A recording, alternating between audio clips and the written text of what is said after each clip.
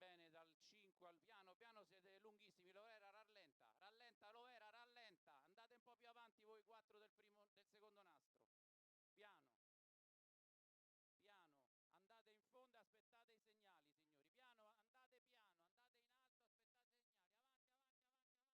Pronti? 1, 2, 3. Buona la prima e partono bene i numeri alti con Zefir delle Badie che cerca di contenere Astecca Dimar e Bujumbura e sembra riuscirci. Si imbocca la prima curva con Zefir delle Badie in vantaggio, mentre c'è stata la rottura da parte di Beatles Spritz. Rimane di fuori per il momento Bujumbura, i primi 200 metri se ne vanno in 14,9. In terza posizione Zamora Font a precedere proprio Bujumbura. Astecca Dimar di fuori che cerca posto ma non lo trova. Sbaglia Bujumbura, allora lo trova il posto Astecca Dimar. Rimane in quarta posizione Zitrunas mentre prova ad avanzare al largo il 9 di Vortice Leo, Bujumbura squalificato, che è allo scoperto, si trascina Zico e Balboa Lux. I primi 600 metri di Zefir delle Badie se ne vanno in 44,9.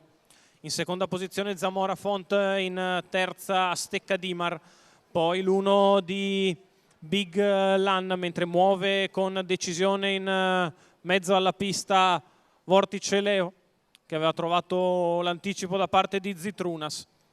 1 minuto e 2 decimi per i primi 800 metri di corsa.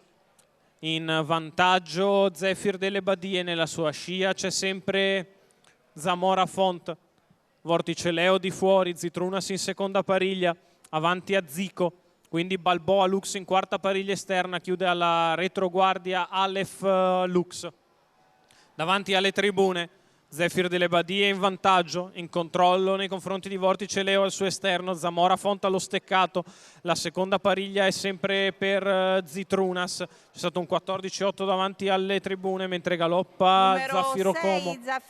Il passaggio sulla piegata di destra in 14,9, Zefir delle Badie si continua a mantenere in vantaggio a buon ritmo. Ora Vortice Leo prova a sferrare l'attacco, va ad apparigliare completamente il battistrada che per il momento sembra poter controllare il miglio in 1,59,9. Zefir delle Badie che accelera sul calo di Vortice Leo, Zamora Font si tiene nelle sue tracce, gli altri che fanno fatica, Zamora che prova a spostare all'attacco di Zefir delle Badie, la piegata conclusiva passata da Zefir in 15, Zamora che va al suo attacco, Zefir in vantaggio, Zamora che attacca, Zamora che va su Zefir, Zamora che guadagna, Zefir che si difende, i due testa a testa, Zamora e Zefir, Zamora Font che vince nei confronti di Zefir delle Badie.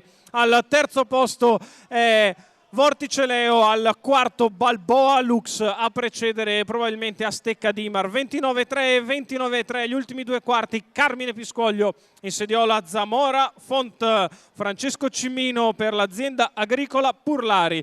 Il successo per la figlia di Pascia Alest che non vinceva da tanto tempo, ha trovato il giorno giusto, l'ha preparata a puntino e viene a cogliere il successo nei confronti di Zefir delle Badie che ha provato a rendersi intangibile al comando, ma lo speed di Zamora Font è stato bruciante.